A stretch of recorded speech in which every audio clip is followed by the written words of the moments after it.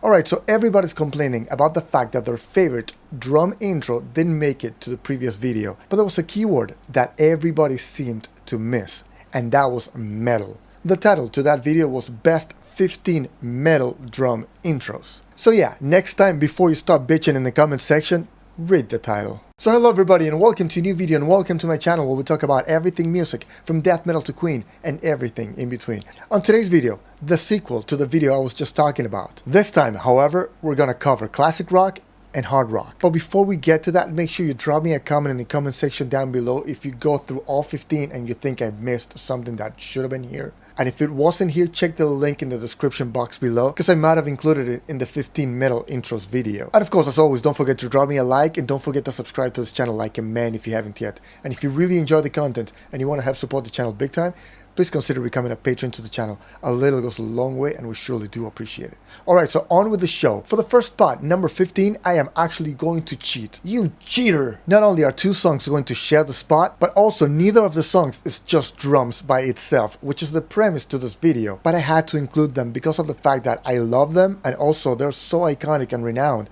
that they had to make the list. So for number 15, we're gonna have a song from 1973, which was actually not even recorded on conventional drums per se. It was recorded on rototoms. And of course, over the drums we also get some keyboards and the ticking of the clocks, which was actually made by muting the strings on a bass. I am pretty sure at this point you put two and two together, because I mean 1973, rototoms, clock ticking. Of course, you know I am referring to Nick Mason's Intro to Time by Pink Floyd from Dark Side of the Moon.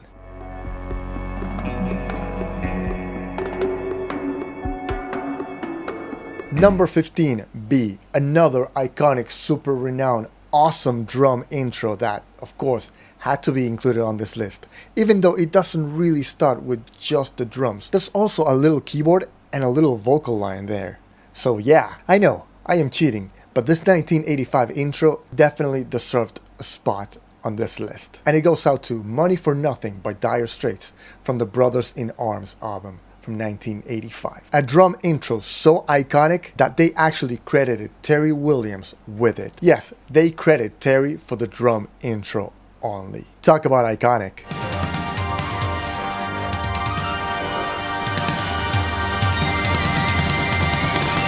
Alright, so no more cheating from now on. Every spot is only going to have one song. And spot number 14 goes out to Jeff Porcaro for his work on Toto's 4 album from 1982, and the song is called Rosanna.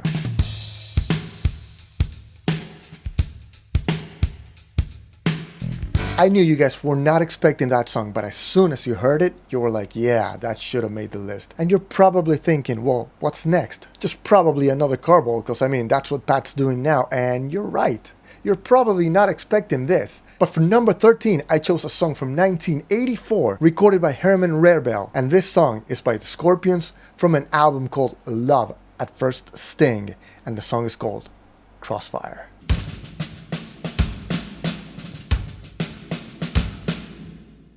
Jumping ahead, the next two songs are actually from the year 2000 and on, which a lot of people are not going to consider classic rock, but you know, at this point, it's been 20 years, so yeah, it's classic rock at this point, believe it or not.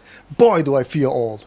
Anyway, from number 12, we have a song recorded in 2002, and the album is called Vapor Trails. And I gotta tell you, I am actually happy to include this song on this list, because I actually got a lot of flack from people for saying that drummers typically are not the strongest writers in a band. On that particular video, I was actually referring to Roger Taylor, but I got a lot of people saying, hey, what about Neil Peart? So yeah, let me redeem myself. For number 12, we have One Little Victory by Rush, recorded by Neil Peart. Enjoy.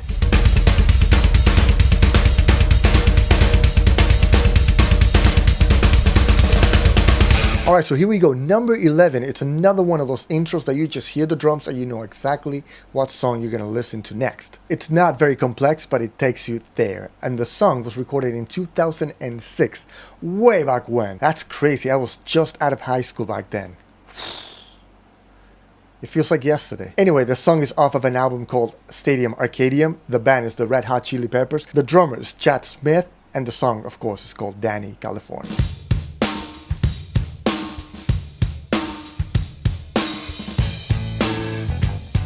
Alright, getting into the top 10. another very highly recognizable song. This one is from 1997 and it was recorded by Dave Rowntree. The song actually started out as a joke and it ended up being their most famous song of all time. The song was so much, in fact, a joke that it actually doesn't even have an actual name to it. It's just called Song 2 because of the spot it was gonna take on the track list. Of course, Song 2 by Blur from the album Blur.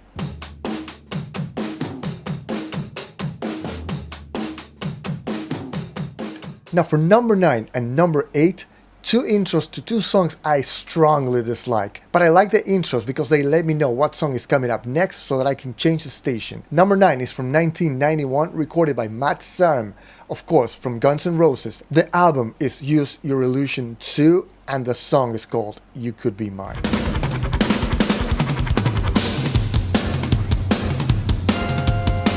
Number 8, another song I dislike, but I gotta be objective about it, so yeah. It's a great intro and it just works. This song is from 1983, recorded by Larry Mullen Jr. and it was from the album War by U2. And the song, of course, is Sunday Bloody Sunday.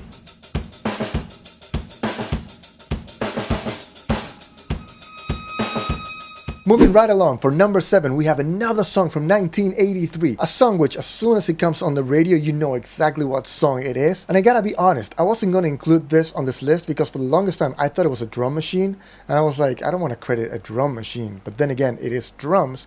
But it turns out it's not a drum machine. It's just very clean and in the pocket. It was actually recorded by Leon Chankler and it's part of one of the best-selling albums of all time. Of course, I'm referring to Thriller by Michael Jackson, and the song is Billie Jean.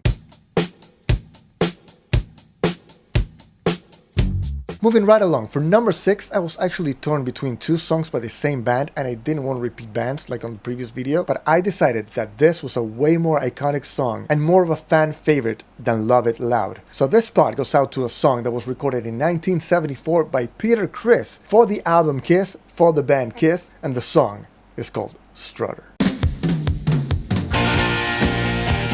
Alright, so I know you guys are getting anxious at this point because, you know, there's only 5 spots left and you're really hoping that I name all of the songs that you want me to name. But in case I don't name them, don't forget to drop me a comment in the comment section down below so that I can make a part 2 of this video or the metal video. And that way I can make you guys happy and it'll be a lot easier for me to make a second video of this, I'll tell you what. Alright, so for spot number 5, we go all the way back to 1972 and this is a classic song by a classic band with an awesome, very influential drummer. I am talking about Ian Pace on drums. The band is Deep Purple and the song is called Pictures of Home.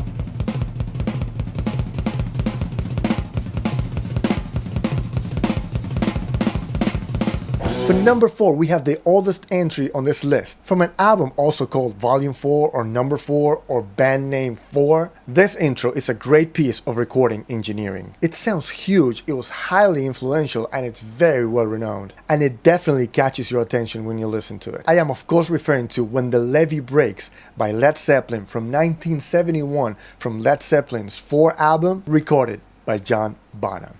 Enjoy.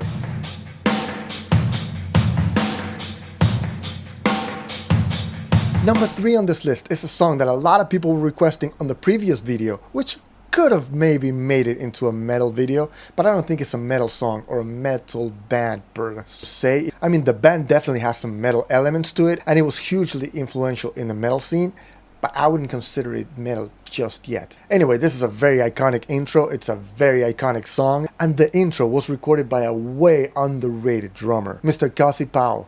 May you rest in peace. The song was recorded in 1976 by a band called Rainbow from their second album, Rising, and the song is called Stargazer.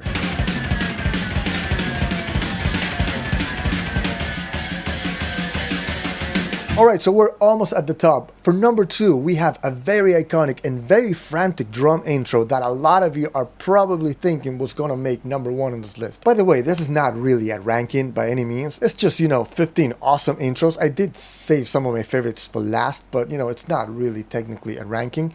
But I'm pretty sure you guys were thinking that this was going to be number 1, and with good reason. I mean, everybody knows this intro, and everybody was asking for it on the Metal Intros video. So yeah, definitely an iconic and awesome intro. This spot goes out to Alex Van Halen for his intro on a song on Van Halen's album 1984 from 1984. And the song, of course, is Hot for Teacher. Come on, How could you miss it?